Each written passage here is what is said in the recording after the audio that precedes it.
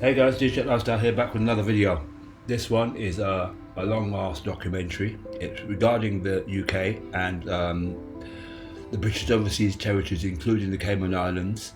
Bermuda still serve as a sniffing haven, and this is a tax haven, a financial haven for Britain and other countries, I would hasten to add. The City of London Corporation, a private company, as with many states in the UK, in the US, they have private entities. They're no different from what this documentary is going to explain. The City of London Corporation, a private company, has its own police force, courts, operates as a entity within London, exempt from numerous laws that govern the rest of Britain. And I see that in the United States, where they have different. They would say Washington DC, and they would say Washington or whatever it is, or I can't remember the exact words, but you have corporations within a city, as it were, and it's no different here. The City of London makes the rules that govern the rest of the financial institutions. They have many offshore havens where they park money, and it's trillions. I'm talking trillions, 50 trillion to be exact. It could actually pay off the debt that the USA has. In fact, it could pay off an awful lot of debts, and we don't need to be in this situation. And I think people really need to watch this video and enlighten themselves and be educated, because these kind of things that have been going on for decades are now coming to light. This film here was made with a I think it's £4,000 budget, and it's called The Spider's Web of Britain's Second Empire: The Secret World of Finance. It will also highlight the trust in British offshore jurisdictions allow individuals to operate to separate themselves from their assets according to taxation, maintaining anonymity. Anonymity. Look, right, I will say this and I'll say it again, right? A lot of what has been happening in the world and what is going on in the world is being exposed. I would say people are sick and tired of it, sick and tired of corporations running the world, telling us what to do. I would even go as far as saying WF is a corporation, but an unelected government is what I would also liken them to be. I'm gonna let you guys watch the rest of this video. It is long, I have to say this, but it's entirely up to you as to whether you want to learn something today or not. Because I think watching these documentaries will enlighten you as to what you could do and what you can do, given what we're going through, given what we're going through in the new, if you will, financial infrastructure that's taking place right now. They're building a new one, but will it be built for us, or will it be built for them, carrying on the same damn things? And this is my issue with it. CBDCs will have an impact if they are launched, and will they be programmable or what? I don't know. I cannot say. I can't say anything about that. What I can say is I don't want them. I believe there are assets out there that are in the digital world that will separate us, like Bitcoin, from that, and this is why they're trying to crush Bitcoin. I have to say, even though that they've bought out the ETF and the exchange fund and the ETPs and whatever you want to call them, they're paper. They're not literally the assets themselves. I think the ETFs are assets. I can't remember which one is which, but I know one is actually literally left to buy the assets and store it somewhere. But given what they can do and manipulate and how much money they have at their disposal, they can destroy Bitcoin if they wanted to, you know. So I urge you guys not just to think about Bitcoin, but to think about other assets, decentralization in particular, because we need to separate ourselves from these entities, and also we need to learn of where these assets are and who actually owns them, because this video is long, but there's trillions locked up and nobody knows who owns them. I wager they do know who owns them, but they won't say who owns them. Anyway, I'm gonna leave it there, and I'm gonna let this video play out for you guys to watch it. You make your own mind up. It's entirely up to you what you want to do, whether you want to watch it or not. But education is key in this world. Yeah, take care of yourselves.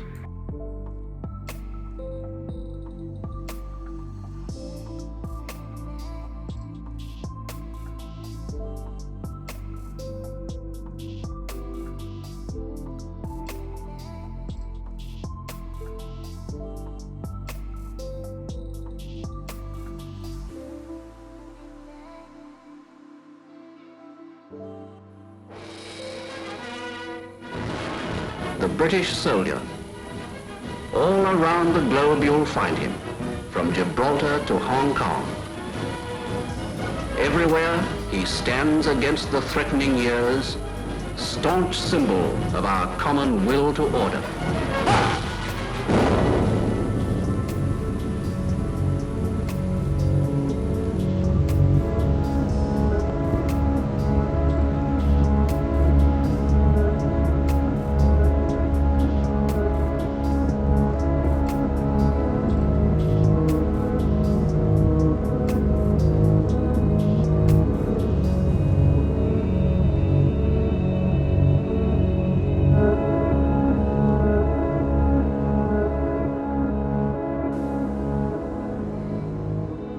The British Empire, the largest empire the world has ever known. For over 300 years, Britain ruled, its armies conquered, and its bankers proclaimed the might of its currency. But one day it all began to fall apart. One by one, countries declared their independence from Britain, and no amount of force could reverse the tide. As British elites saw their wealth, privileges, and empire disintegrate, they began to search for a new role in a changing world, and they found one in finance. This is a film about how Britain transformed from a colonial power to a modern financial power, and how this transformation has shaped the world we live in.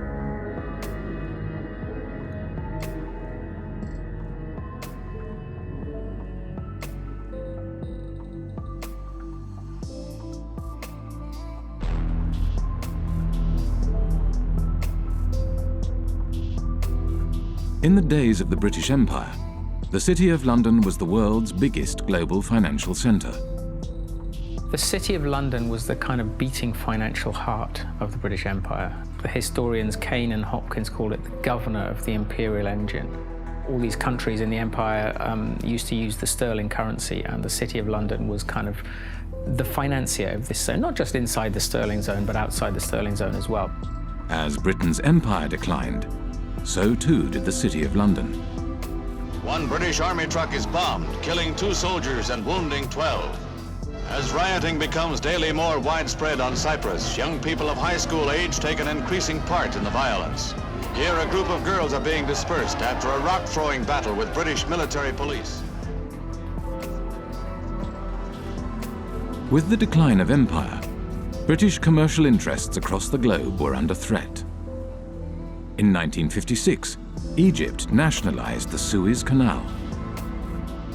A new Middle East crisis arises as President Nasser of Egypt tells a wildly cheering crowd in Alexandria that Egypt has seized the internationally owned Suez Canal. France and Britain issue a 12-hour ultimatum. Within hours of its expiration, Britain's warplanes are winging their way to Egypt, and its bombers attack 5 key cities, including Cairo.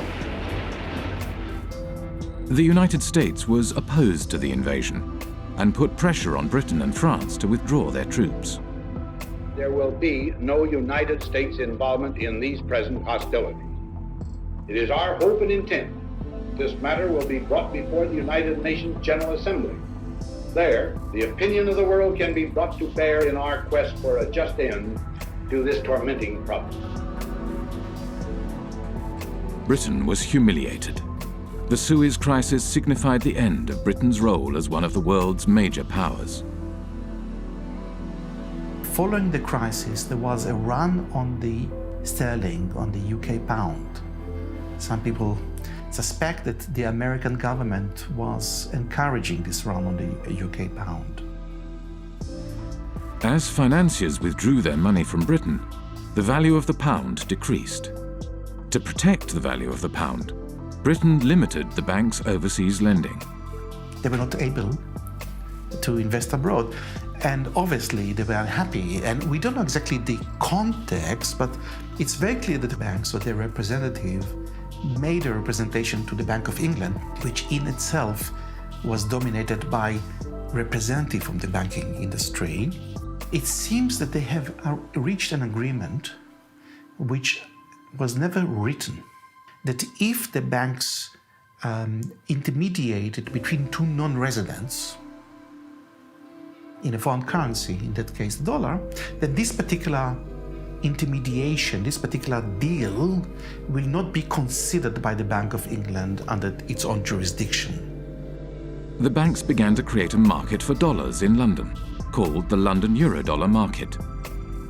To differentiate these euro market activities from their domestic banking activities, banks kept two sets of accounts. The Bank of England, the UK regulator, declared that the London euro market accounts were not in London. They were elsewhere, and therefore it had no responsibility for regulating them. It's about providing a legal space in which you pretend activity is taking place. And the importance of that is that you pretend it's not taking place in the economy where it really is taking place. So you're taking activity from the place where it's regulated and taxed and pretending that it's happening elsewhere. Now, where doesn't really matter, it's just elsewhere. When American banks realized that London offered the ability to avoid US regulations, they moved their international operations to the city.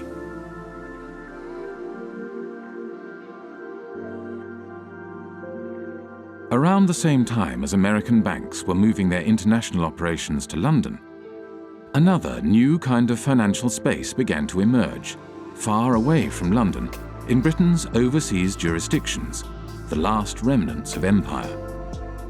Back in the 60s, the Cayman Islands was a complete backwater. The stories go that mosquitoes were so thick in the air sometimes they were enough to suffocate cows. That's a legend that you hear about the Cayman Islands. I don't know how true it was, but there was nothing happening there.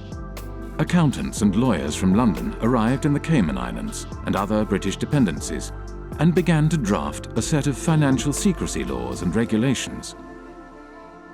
Because these jurisdictions' main selling point was secrecy, they were called secrecy jurisdictions. What the Cayman Islands was doing was straightforwardly illegal activity. Drugs money was coming in huge quantities, tax evasion, whatever you wanted, you could have it. The Bank of England was observing the developments from London and noted in a report marked secret, dated 11th of April 1969, "We need to be quite sure that the possible proliferation of trust companies, banks, etc., which in most cases would be no more than brass plates manipulating assets outside the islands, does not get out of hand. There is, of course, no objection to their providing bolt holes for non-residents, but we need to be sure that in so doing, opportunities are not created for the transfer of UK capital to the non-sterling area outside UK rules." These small territories, the last remnants of the British Empire, which are still overseas territories today, they are still the last remnants of the British Empire. There are 14 of these overseas territories. 7 of them are bona fide tax havens, including the Cayman Islands, Bermuda, the British Virgin Islands. Some of the biggest tax havens in the world today are still British. With access to large amounts of offshore money, the euro market grew rapidly. By 1980, it had reached $500 billion. By 1988, $4.8 trillion. And by 1997, nearly 90% of all international loans were made through this market. The British Empire had sunk, leaving hardly a trace behind. But the City of London adapted and survived.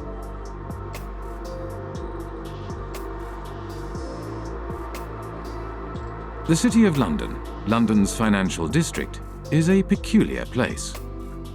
It has been called a city within a city, a state within a state. It is run by an organisation called the City of London Corporation, a private company that performs all the functions of a local council, with a private police force and private courts. Those of you who aren't from the UK, some of you even who are, might not be aware just how weird a thing the little City of London is within the big London. The City of London is a separate entity to the wider London, and it has its own head, the Lord Mayor, who's distinct from the Mayor, who runs the rest of London. Every November, the city stages the Lord Mayor's Show, the world's oldest civic procession.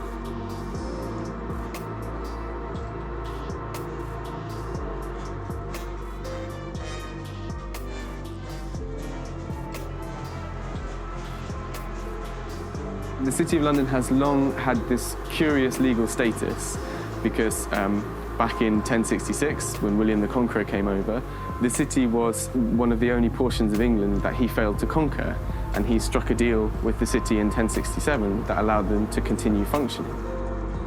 To this day, the City of London is exempt from numerous laws that govern the rest of Britain. Its political system derives from the Middle Ages. The city's electorate is dominated not by its residents, but by the private businesses operating within the city. Its Lord Mayor is selected by the heads of medieval guilds.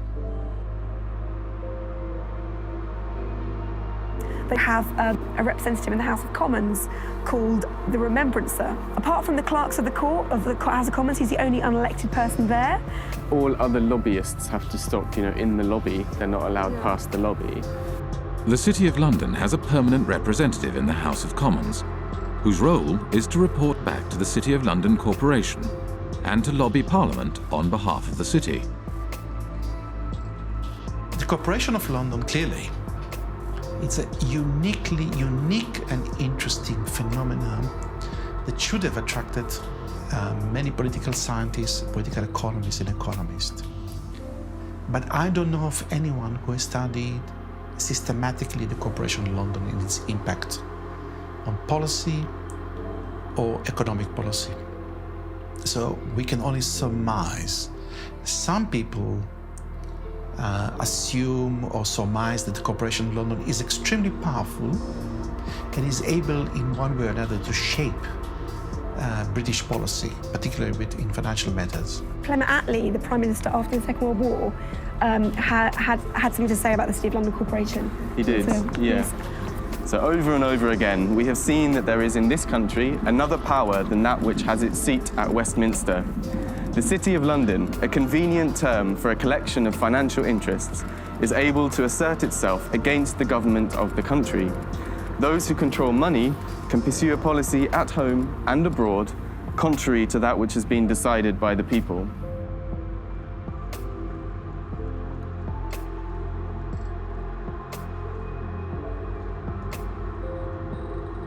At the heart of the City of London stands the Bank of England. The Bank of England is not just a central bank, it is also a financial regulator. At the demise of empire, the Bank of England used this regulatory authority to help attract the world's banks to London.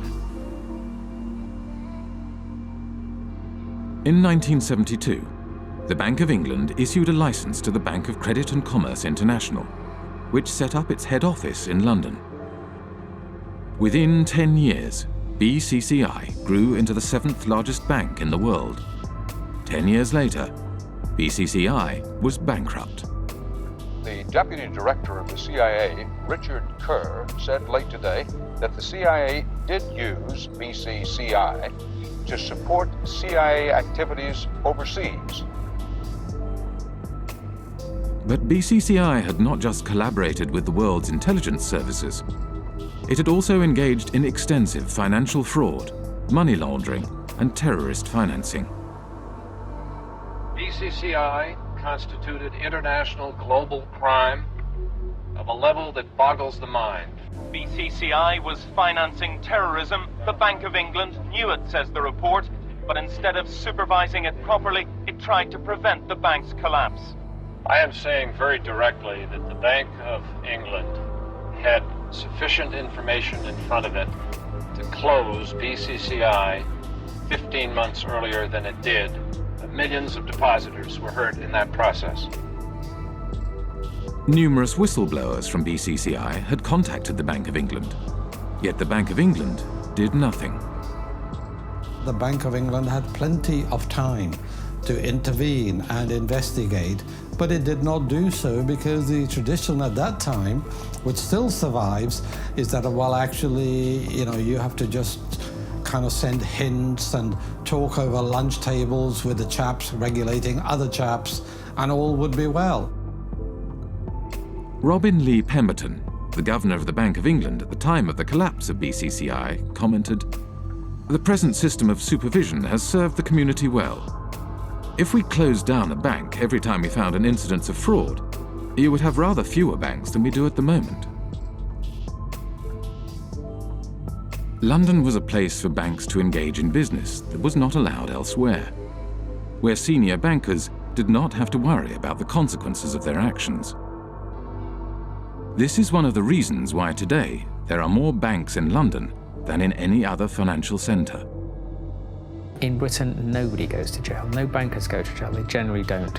They are a protected species. And that is part of the offshore business model of the UK, is to say, we will protect you. We will bring your money here. We will look after you.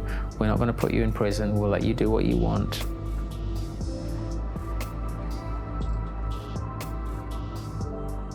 Light touch regulation was one way of attracting business to London. Another was secrecy. From the 1960s onwards, City of London institutions began to establish offshore branches in former outposts of the British Empire. Their aim was to create offshore centres with strong secrecy legislation in order to attract capital from across the globe. Swiss banking secrecy is the most famous, the most well-known. You put your money in a Swiss bank and they promise not to tell anybody, and that's one kind of secrecy. But another kind of secrecy, which is very British, is the trust. And the trust is a very slippery, complicated, and devious mechanism. Trusts emerged, the legend has it, from the time of the Crusades, when the knights would go off and fight in foreign lands, and they would leave their assets in the care of trusted stewards. What trusts do ultimately is they play with the concept of ownership. Ownership is not such a simple thing.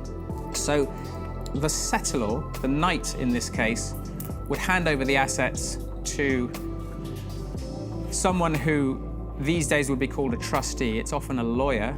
Legally, you are separated from those assets. They're not yours anymore. There's a barrier.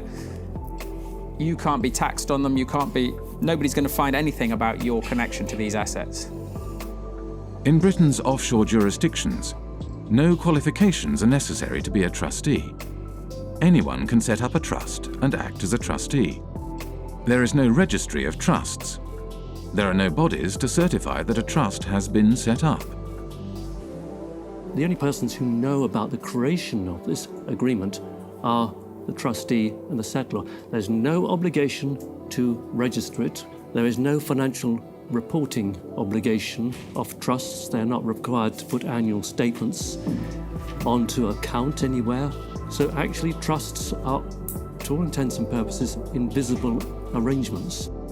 Economist John Christensen was an economic advisor to the secrecy jurisdiction of Jersey for 10 years. We're not talking about a few million. We're talking now about trillions. Trillions of dollars of capital, which apparently belong to nobody. For tax purposes and for other purposes, they belong to nobody. Everything, works of arts, gold bullion, racehorses, cars, real estate, not just financial assets, but a whole load of non-financial assets belong to these trusts, sitting there belonging to nobody. Now think that one through, because we are talking about maybe as much as $50 trillion of assets sitting offshore behind these instruments. Well, the Cayman Islands are among several British overseas territories who have signed a new information exchange agreement with Britain and the rest of Europe to tackle tax evasion. The countries are now required to automatically provide details of the ownership of bank accounts and how they're used. Cayman became the first signatory last week. It's important that the Cayman Islands should be recognised as the first overseas territory to sign such an agreement with the United Kingdom.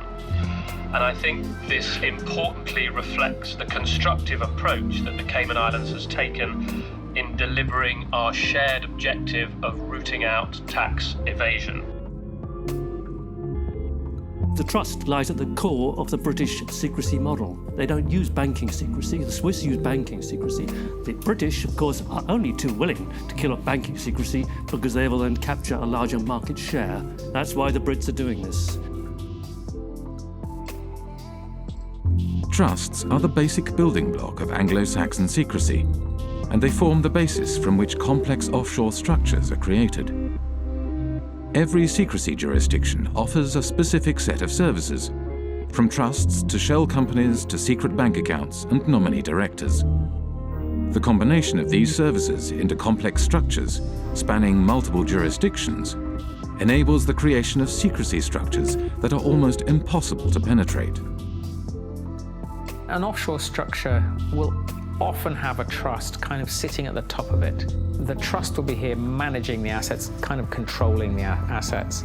Underneath it, the trust will own some shell companies.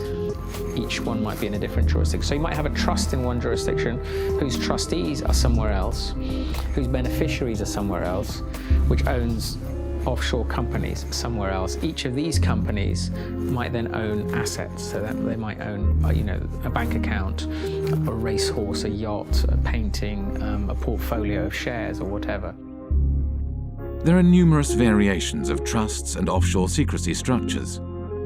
There are offshore lawyers whose work entails the creation of ever more complex and obscure structures. The aim of these structures is to hide the identity of the owners of offshore assets and allow offshore wealth to be recycled back into global markets. But looking on the amount of money being administrated from tax havens, you see that it is a curve going like this. And all the talking we have been doing along with other wonderful people fighting against tax havens has not changed anything, It is the word where you say, go on talking, and go on talking, you're interesting me, and I'm going on doing what I want to do. We know everything today because we have had the Panama Papers, we have seen it, and we are not able to act upon it. And we are not able to act upon it because this system is really protecting the few people that are having benefit from it. And these are in percentage very few people, but they are powerful. And I see in the Panama committee that I'm sitting in, the only thing that could change this is to have a public accessible register of the beneficial ownership of trusts and of all kinds of companies. It is easy. The Panama Papers are a collection of leaks from the offshore law firm Mossack Fonseca. Mossack Fonseca is the fourth largest offshore law firm. The other 9 of the 10 largest offshore law firms are registered in British overseas jurisdictions. When countries complain to Britain about the activities run out of its offshore havens, Britain claims that these places are independent and that there is nothing it can do. I've heard time and time again from officials in Berlin and in Paris and in Washington and in other countries that they've been told by the British government that, yes, they're well aware of what's going on in Jersey and they think it's very unfortunate, but they don't have the powers to intervene. Well, that's a straightforward lie. They do have the powers to intervene, they just choose not to. Britain plays this kind of game of pretending, when it suits them, to pretend that these places are independent. At the end of the day, Britain appoints the governor, appoints lots of senior people in these places, They're responsible for foreign relations and defence, and also they can veto their legislation as well. So Britain has a massive degree of control. Basically, it is controlling these places, allowing them a little bit of political space. During his time as economic advisor to Jersey, John Christensen frequently travelled to London for talks with various British government departments. As economic advisor, I had a lot of contact with different departments. Traditionally, UK governments have tried not to interfere in the domestic affairs of places like Jersey, so it happens in a more subtle sort of way. You kind of go and talk to someone, either the Home Office or the Treasury, and they'd say, well, I'm not actually particularly keen on this piece of legislation. It might be a good idea if you didn't go down that route. And over a cup of tea, that's quite a strong signal. That's a signal, go back to the island and say, they don't want you to do this. The British government prefers not to interfere overtly. Instead, it communicates its desires through informal discussions. There is no paper trail or official statement. Discussions take place behind closed doors. The relationship that these places have with London is very much about the British establishment and people understanding each other. I mean, anybody who is British or knows British people knows that communication between us is often very subtle, and you have to kind of know the codes when people say stuff. I mean, a lot of irony involved and a lot of kind of codified language of the British establishment that people kind of understand how it works. And I think that is very much the case with the British relationship with the tax havens. I think there's a lot of understanding of what we can and can't do without anyone having to actually spell it out. By keeping its power hidden, Britain is able to claim that these jurisdictions are politically autonomous. Independence for Cayman is not on government's agenda. That's the message being sent to the UN Special Committee on Decolonization. Attorney Steve McPhail will be representing government at the UN meeting. The committee was set up to help colonies around the world on the road to independence. But Mr. McPhail says he'll be making it clear that Cayman is not ready for that transition. And that message is that the Premier, his cabinet, his party has no mandate from the people of the Cayman Islands to seek independence. That is the message that I will be carrying. When the Bahamas declared independence from Britain in 1967, the offshore bankers relocated to the Cayman Islands and continued their business from there. It was the British connection that reassured bankers and their clients that their money was safe. This British bedrock, that is what has allowed these places to become so trusted by the financial services industry and offshore finance and all these people. In reality, much of the wealth administered in Britain's offshore havens is controlled from London. The City of London, by and large, likes to do its really dirty work outside London.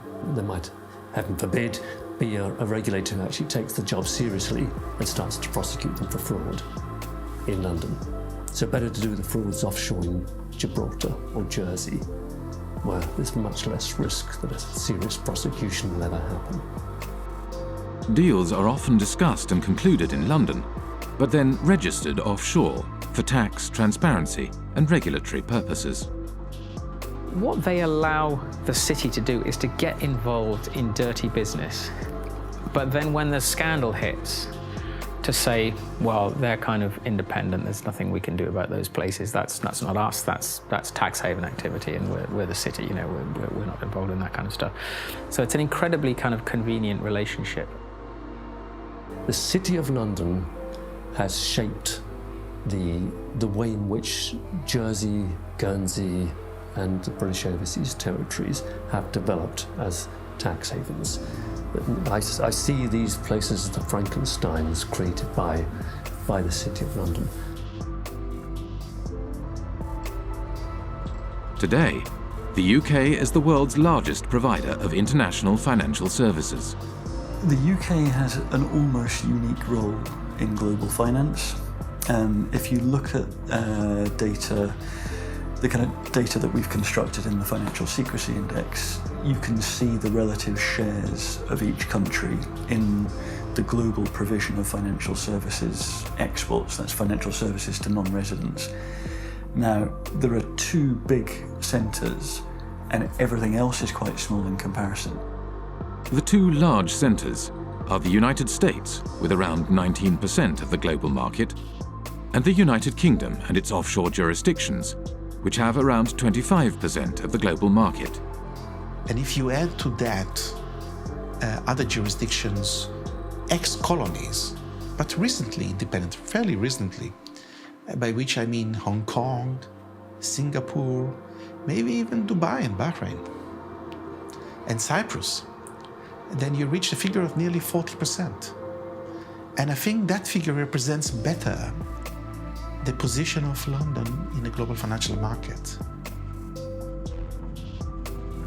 The soldiers left, the administrators left all the colonies, but they still kept a significant degree of control over the financial flows from these the former parts of empire in the rest of the world. So you could describe it as a second empire, Britain's second empire, sort of hidden financial empire spanning large parts of the globe. At the time of the British Empire, the City of London was the world's largest global financial centre. Not only Britain's colonies, but also independent countries did their banking in London and used the empire's currency for trade and financing. As the empire declined, so too did the City of London. The establishment of the London Euro market enabled City of London banks to continue to exploit their empire-era networks and expertise, and the creation of secrecy jurisdictions gave banks access to large amounts of cheap money.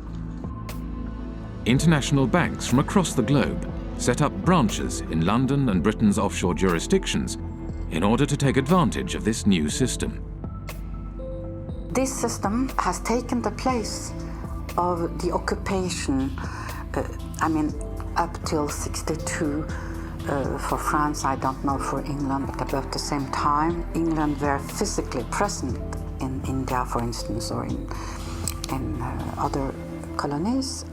And when you look at the money flows through the tax havens, they are increasing when we withdraw from the colonies.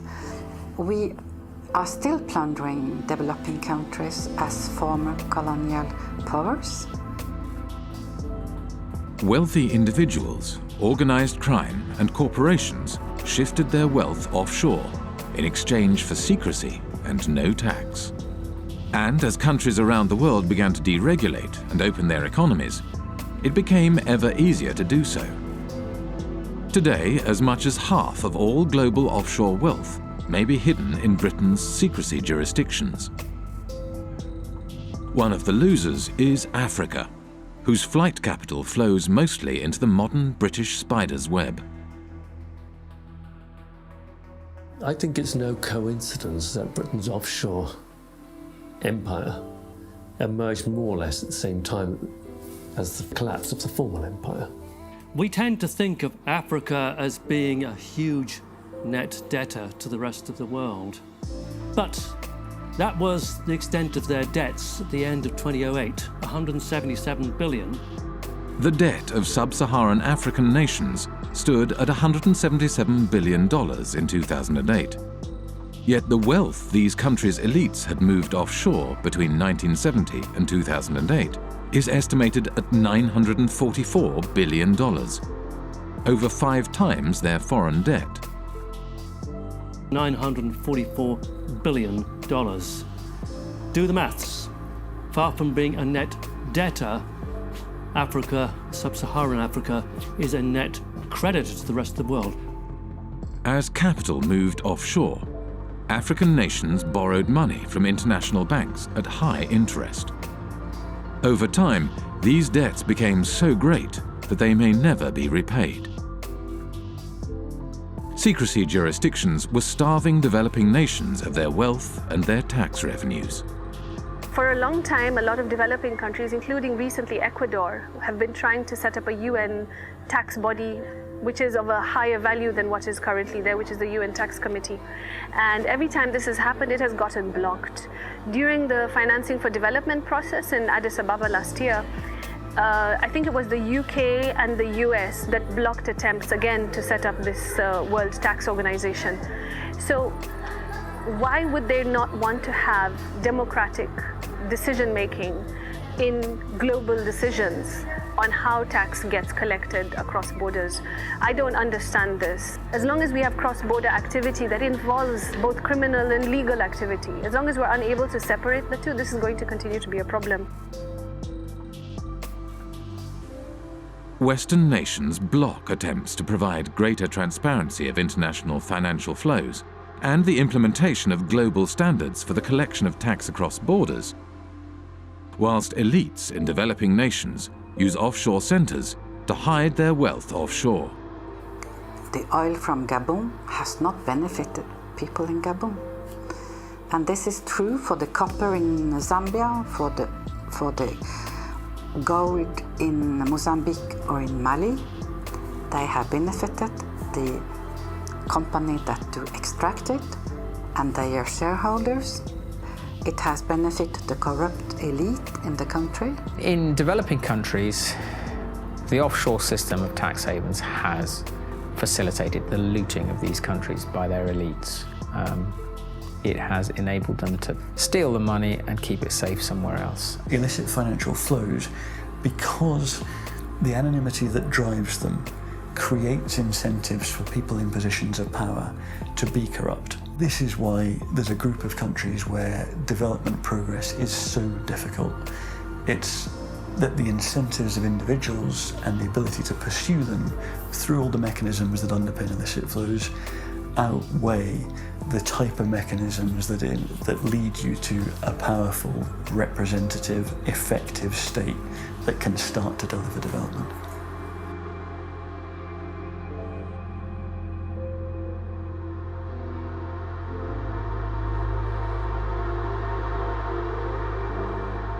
Worldwide, developing countries lose over $1 trillion every year in capital flight and tax evasion. Most of this wealth flows into large Western nations like the United States and Britain and enables their currencies to stay strong, whilst developing nations' currencies remain weak. But illicit flows into Western nations also had another unexpected side effect. The economies of the United States and Britain began to financialize. The origins of this financialization, or de-industrialization, go back to the 1960s. Anti-war demonstrators protest U.S. involvement in the Vietnam War in mass marches, rallies, and demonstrations. President Johnson, meanwhile, let it be known that the FBI is closely watching all anti-war activity. In the 1960s, U.S. economist Michael Hudson was working at Chase Manhattan Bank on Wall Street as Chase's balance of payments economist. During the 1960s, the United States balance of payments deficit was entirely a result of foreign military expenditures. Dollars were flowing out of the United States as a result of the cost of the Vietnam War. The United States attempted to prevent the dollars flowing to Vietnam from being deposited in foreign banks.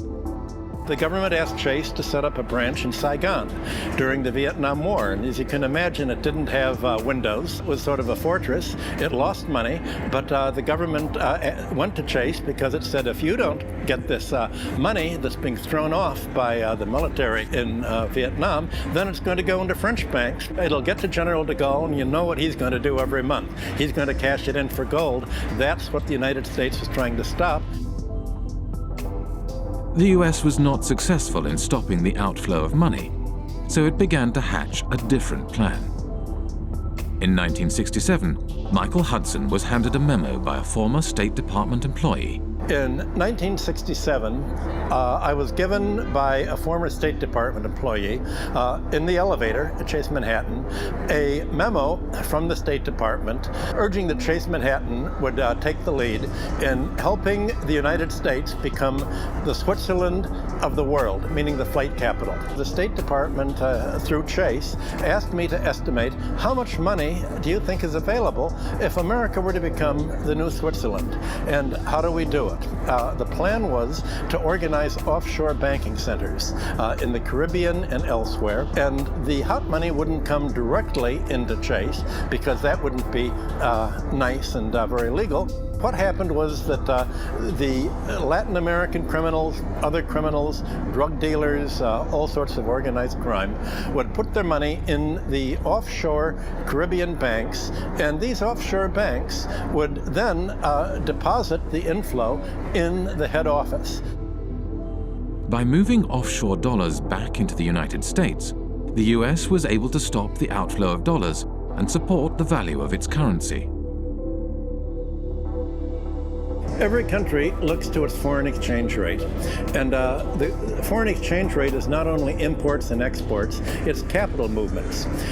And if you look at the International Monetary Fund's monthly international financial statistics, you have sort of a steady balance of trade, a steady immigrants' remittances. What goes up and down are called errors and omissions. What the United Nations and the IMF call errors and omissions are flight capital. It's the reason that it's omitted is they don't like to really look at this. In the 1930s, Roy Ovid Hall, economist for the U.S. Commerce Department, wanted to include criminal movements in the balance of payment statistics. And Congress got very upset. I was told in Washington, the argument was, we're a Christian country. We don't want to report crime. It's just, don't look at it. And they forbid him to include criminal money in the balance of payments. I guess now you call it errors and omissions. You don't call it criminal inflow and outflow. In the 1960s and 70s, Britain was faced with a similar dilemma as the United States. Money was flowing out, and this decreased the value of the pound. Britain realized that it too could support the value of its currency by opening its domestic markets to the trillions of dollars passing through its offshore havens. But just as in the United States, this had an unexpected side effect. The British banks today, just as in the 19th century, don't put their money into British manufacturing. They put their money into real estate speculation, into financial speculation, foreign currency trade. So the financialization of London has helped deindustrialize the country because it's enabled sterling to be supported by this huge inflow of hot money, this inflow of drug dealing money and criminal money and tax evasion money all over the world that is going to London instead of going to Switzerland, Liechtenstein, or the Caribbean.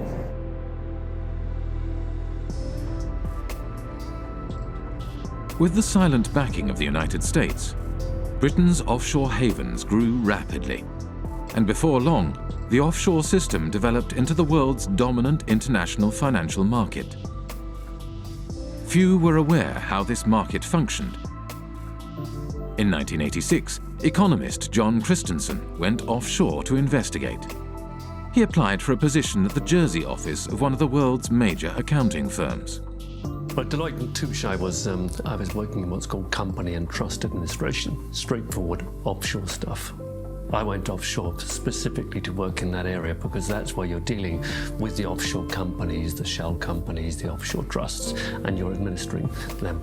That way I could see from working inside a big global accounting firm exactly what the clients were doing.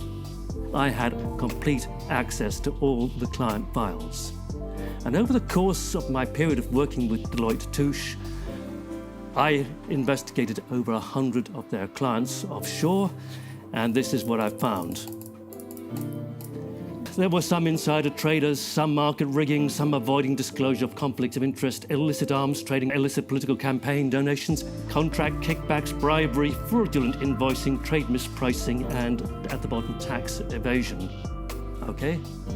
This is what the clients were doing. On the basis of a sample of the clients that I looked at, not a single client was involved in what I would regard as genuinely legitimate activity. They were all involved in some kind of tax dodging or worse. I met with Carl Levin. He used to be an American senator, and he made a lot of inquiries into private banking, asking questions to the bankers.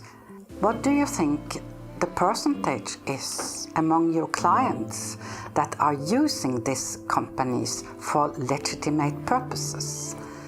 And the answer was, I believe that 99.9% of my clients are using these companies for illicit purposes.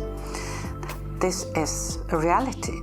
This is American bankers telling what they are doing. And it's exactly the same thing with UK bankers helping their clients to have accounts in Panama or in Bermuda or in Cayman Islands.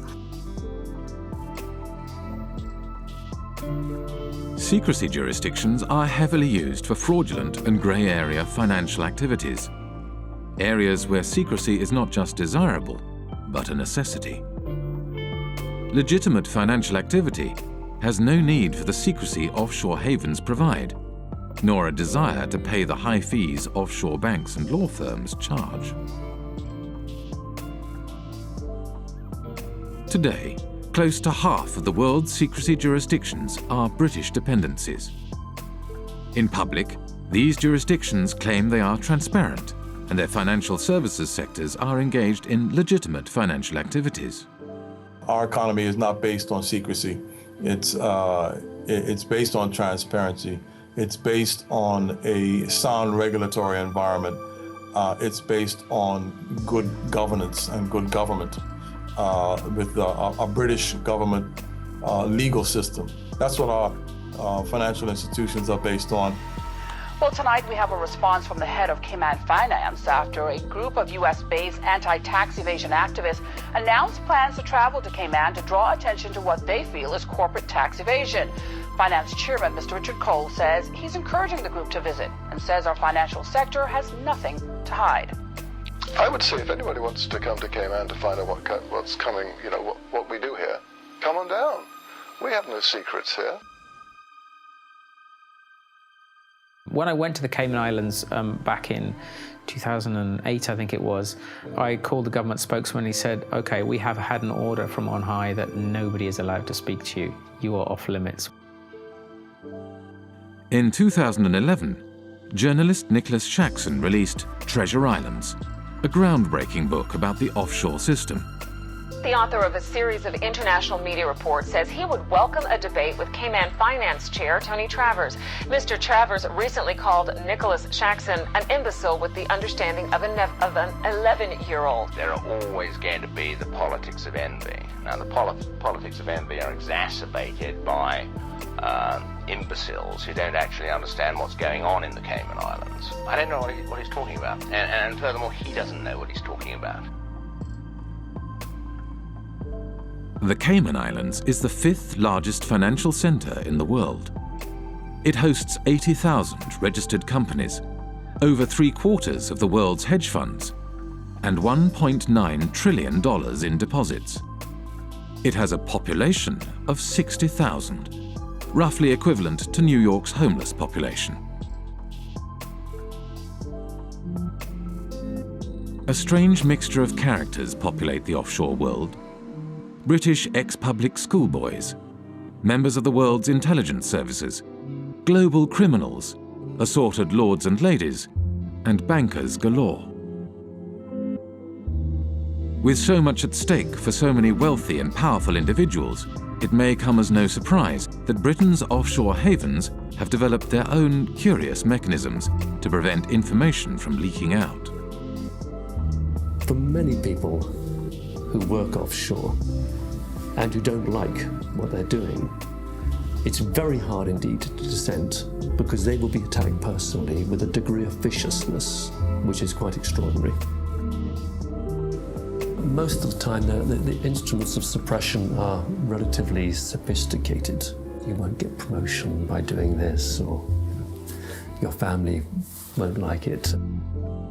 It's not generally, let's slam them in prison. That's far too crude. We are talking about very substantially, the establishment, the British establishment in these cases. The mechanisms are very, very subtle. Sort of ostracism is one way of doing it. These peculiar mechanisms for, if someone tries to blow the whistle, you find all sorts of methods that aren't just fire them, you give them far too much work to do, you steer them in a different direction.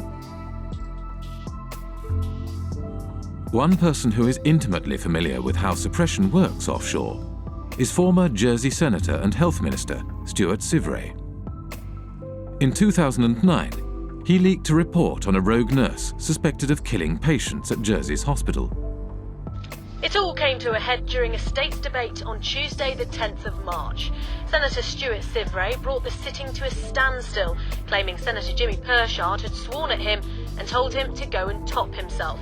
Senator Pershard denied the claim, saying, "I absolutely refute that."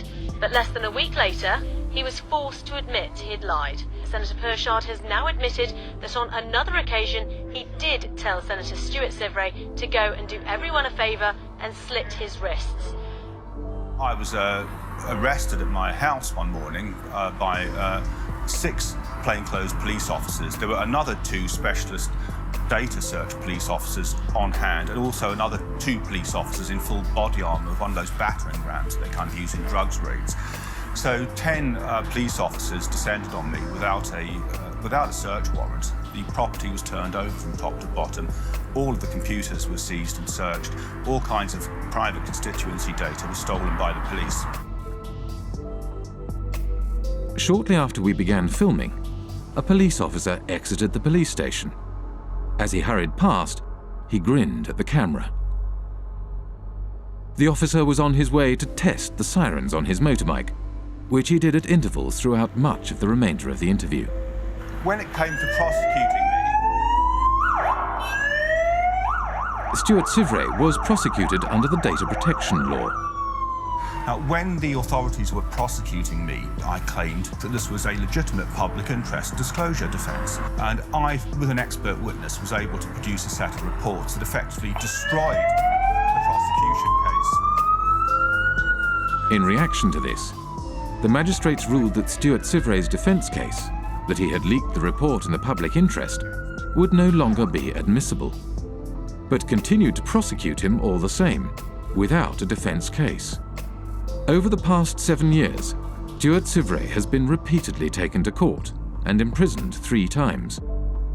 He does not know when or if the persecution will end, nor does he know when he will find himself behind bars again. To look at Jersey from the outside, it looks like it's got a prosecution system, it looks like it's got a court and a legislature, but none of it's real. It's a Potemkin village. None of these systems in Jersey meet the tests of being objective or actually functioning properly. The experience that Stuart Sivray had is, he's perhaps at the blunter end of the scale. He was simply suppressed and taken to court on trumped-up charges. Let's carry on pretending to do the interview. They might get bored. This is the kind of how oppression happens in Jersey. See, all kinds of little things get done to harass people. Even they don't often go to the kind of extremes that they did against me in terms of actually arresting me and putting me in prison. But the authorities use all kinds of other lesser little methods to interfere with people, kind of sabotage things. Obstruct people, make life difficult for people. If you annoy the establishment in Jersey, you won't get a job here. Your children won't get decent jobs. That's kind of how it works. I went to Jersey in March 2009 with Nick Shaxson. About 24 hours after we arrived in Jersey, we were there for several days. Nick said, have you noticed that we're being followed? Ever since we arrived at the airport, we've been followed. He said, don't look now, but we're being followed now. It turns out he was quite correct. We were being followed. And I found that very disturbing indeed.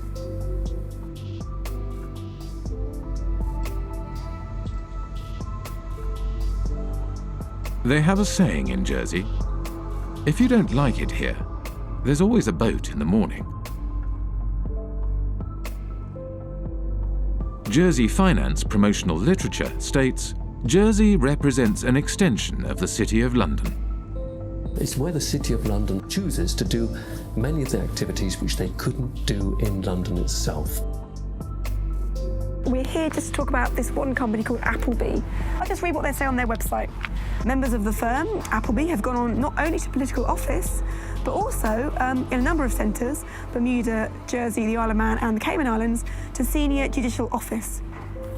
So essentially, they're boasting of the fact that their staff and their partners have a real interchange between the people that are in power in these offshore financial centres. The same lawyers and accountants who set up and administer offshore trusts also occupy senior political positions. In Britain's offshore world, most politicians are in business. They lobby for business and promote business interests. They draft, refine, and pass legislation. Politicians sit on the boards of the companies they are supposed to regulate. There is no place for dirty money in Britain. Indeed, there should be no place for dirty money anywhere.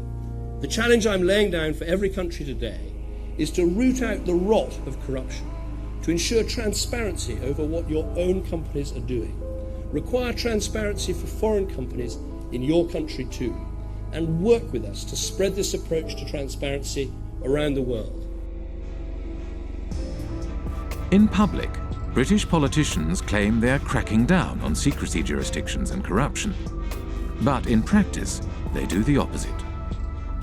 When I talk to politicians in Brussels, they say that they've had more lobbyists from London, and including politicians, come to them to protect the City of London's interests than they've had from every other European member state combined, which gives you some idea of the extent to which British politicians see themselves as essentially lobbyists for the City of London. We begin with our big story. Cayman's efforts to ensure transparency in its financial services sector is being recognised by the international community. Earlier this week, the UK's Prime Minister David Cameron told Parliament that the tax haven label placed on its crown dependencies and overseas territories is unfair. Many British politicians have personal and business ties with the City of London and British secrecy jurisdictions.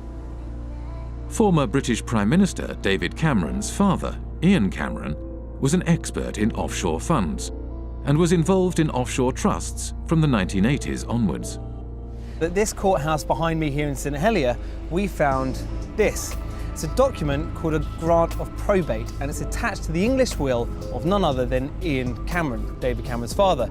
Say hello to Mum and Dad. Hi, Bar, how are you? Good to see you. Ian Cameron was certainly a wealthy man.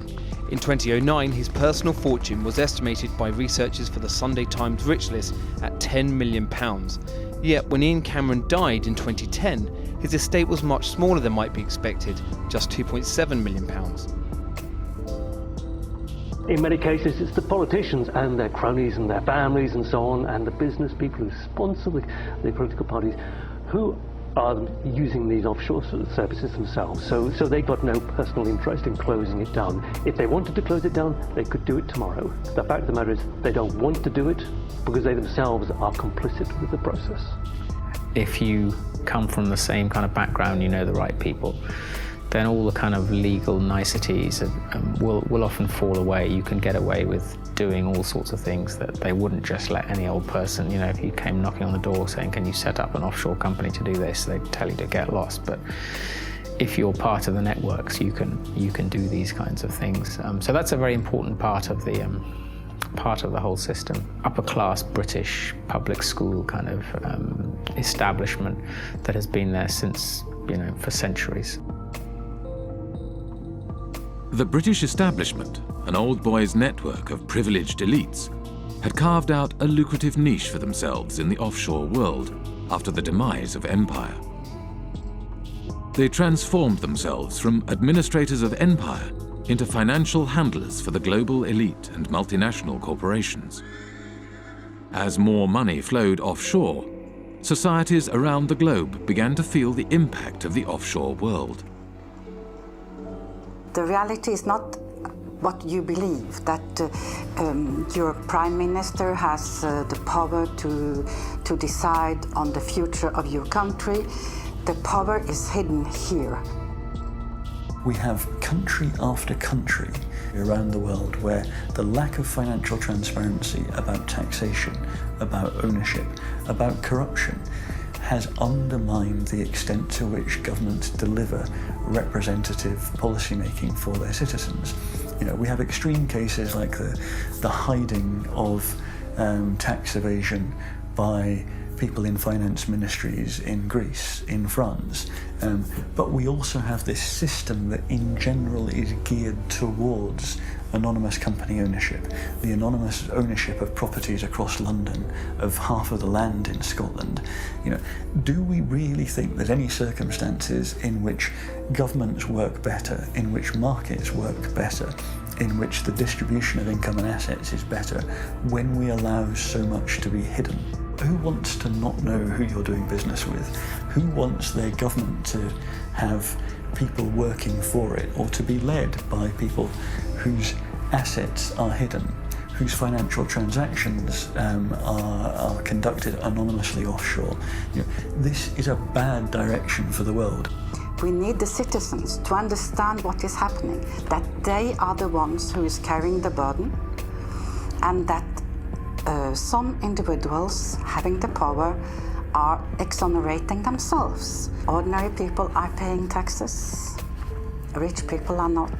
So this is inequality, and it is leading up to populism because it shows so clearly that the people today leading the world are not able to take care of the interest of ordinary people.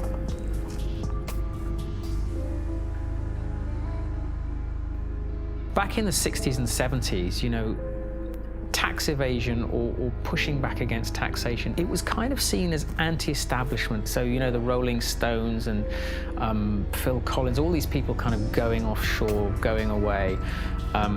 It was seen as a sort of rebellious thing to do. And if you fast forward to the present day, now that is the establishment. The offshore system is the establishment. Today, offshore is the way elites and multinational corporations conduct their affairs. Tax evasion is the way business is done. This kind of sophisticated cheating requires a huge infrastructure. We like to talk about the pinstripe infrastructure of highly educated people who think it is their right to help others to cheat societies. We have a new mafia in town. It does not actually shoot people, does not put bullets in their kneecaps, but its trade is just as deadly. It deprives people of opportunities to have healthcare, education, security, justice, and essentially a fulfilling life. Accountants form the backbone of the offshore system.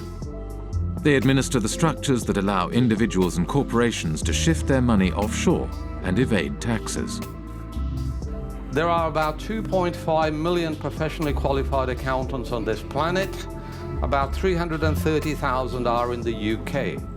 Well-known people, well-dressed, well-fed, highly paid, are sitting in city centre offices, and they are paid to dream up tax avoidance schemes for individuals and for corporations. We can all elect a government which says, vote for us, we will give you better healthcare, better education, better security. And next day accountant says, sorry about that folks, you elected this government, but we actually got a tax avoidance scheme, and the Amazons and the Googles and Microsofts won't be paying any taxes in your jurisdiction. Too bad you voted for it, but actually you're going to get something else. So it's a crazy world that part of the business model at big accountancy firms is how to deny public the services by erosion of tax revenues. And these firms are then rewarded with government-funded contracts, and the same firms are then advising local governments and the central governments, and the same firms then report on the company accounts and tell us all is well. When I argue this with a Pricewaterhouse partner in a face-to-face debate, he said, Professor Sikka, you never give us credit for anything. We generate millions of dollars of revenues, and we have lots and lots of satisfied clients. What is your problem? And my response was very simple. That's the language of drug pushers and pimps.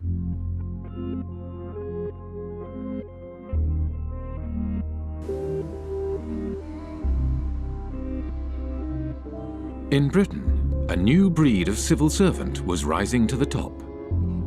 One such civil servant was Dave Hartnett, who rose to the top of HMRC, the UK tax authority. Dave Hartnett had a new way of collecting tax. Deals would be negotiated on an individual basis, behind closed doors. In the case of the largest clients, Dave Hartnett frequently led the negotiations himself. British Telecom was one of the first companies through the programme and received a refund of over £1 billion. BT's chief executive, Ben Verweyen, wrote, "Earnings per share up 14%. And nice to know that we have a £1 billion credit from the taxman." Dave Hartnett claimed this approach was more efficient. Litigation in the courts is really phenomenally expensive in this day and age all over the world. And I think it's to be avoided where possible. And the art is to persuade people to pay by strength of argument and the like.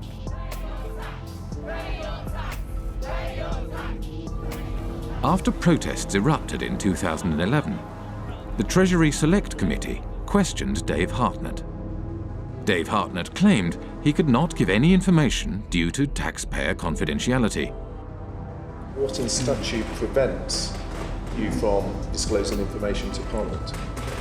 All my advice, Mr. Barclay, so far has been that I am prevented, and my colleagues are prevented, by the Act and by the decision of the Commissioners. Dave Hartnett failed to mention that the legal advice he had received stated that the disclosure of information was at the discretion of the head of HMRC. The head of HMRC was Dave Hartnett himself. Just like the mafia has penetrated the state, accountancy firms have also penetrated the state. The head of anti-avoidance in the UK tax authority is from one of these firms. The newly appointed chairman of Her Majesty's Revenue and Customs, which is a tax authority, is a partner from KPMG. Their partners have penetrated the state. They are running the Treasury.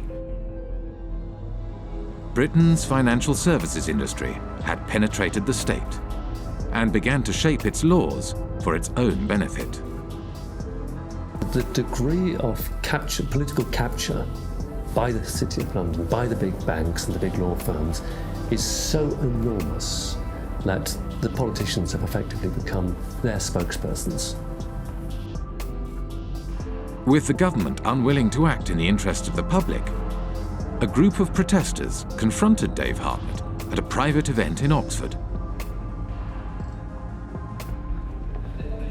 Hi everybody, I'm sorry to interrupt. I'm just going to take a few moments of your time. Here tonight to present Dave with an award. It is the Lifetime Achievement Award for services to corporate tax planning. Thank you. Thank you very much. Dave has been a great friend to the industry, a great friend to many of us over the years, and really we just can't thank him enough for what he's done. Obviously us at Vodafone, it saved us billions off our tax bill, and our friends at Goldman Sachs as well. We've also saved us millions 20, as well. 25 million or so. These people are trespassers and intruders. And I know you've had problems with those pesky This is an unlawful conspiracy to trespass, and you will go, sir. You will depart immediately before we set the dogs on you.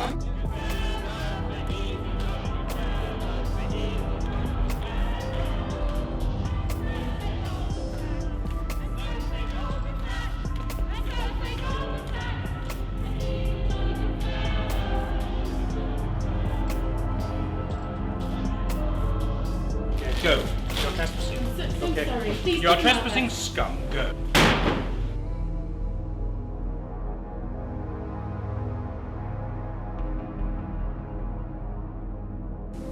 After his retirement, Dave Hartnett moved to the private sector. One of his positions was at accountancy firm Deloitte, where he advises foreign governments on corporate taxation. Dave Hartnett is a Companion of the Order of the Bath, an honour bestowed on him by the British monarch. We have former ministers acting as advisors to accountancy firms. Accountancy firms provide jobs and consultancies for potential ministers. To my mind, really, it's an indication of corrupt structures. People are buying and selling influences. When a former minister works for an accountancy firm, he's not providing any accounting knowledge. He's opening political opportunities, home and abroad. That is what they are doing. I hope by now you'll share my view that I don't trust most bankers, I don't trust most lawyers, I don't trust most accounting firms. I actually think they're engaged in a conspiracy against public interest. In Britain, secrecy and complexity in finance and government help to obscure corruption in public office. Financial structures are often so complex that even after they are publicly revealed, they are not widely recognized for what they are. An example of this is PFI, the Private Finance Initiative. PFI is Private Finance Initiative. It is a way of funding public infrastructure, things like hospitals, schools, roads and bridges, but financing them via the private sector rather than the historical method, which is via central government.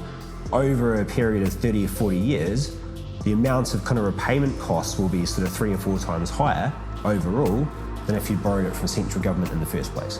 So it's basically a giant accounting scam. Once the PFI policy has been set up, you find that the big 4 accountancy firms were actually paid members of staff within the Treasury Department who were then actually going around and selling and advising upon the implementation of PFI contracts by public authorities. Effectively saying, come to us and we will show you how to derive the most benefit from it. In other words, how to perhaps exploit the legislation. Even the offices of the State Tax Authority are now owned offshore. HMRC, which is the tax collector here in the UK, their offices are owned in Bermuda by a company called Mapley Steps. It's quite incredible. The company that owns the PFI contract to run HMRC's head office borrowed money from offshore investors at 15% interest. Because the interest was so high, the company was losing money. Therefore, it did not pay tax. In 2011, HMRC could not prove that any PFI company was paying any tax in the UK. I think we need to have a serious conversation about the role of government in this whole debacle and how much our government has been penetrated by big banks and accountancy firms and ultimately in whose interest it operates.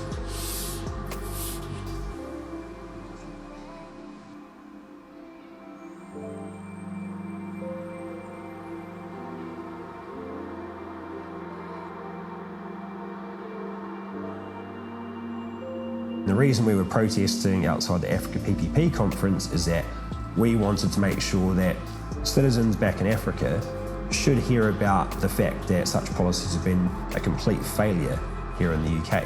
We know that these products are not being marketed to African countries in their own best interests. Their only motivation is to spread the reach of financial services into new markets. It's all being promoted in the interest of the City of London. What you're seeing is basically a second form of colonialisation. You've had initially occupation, resource extraction, and through that process, countries like Britain, which have had a large offshore empire, have developed significant networks, and now those networks are being used to promote and exploit financial services.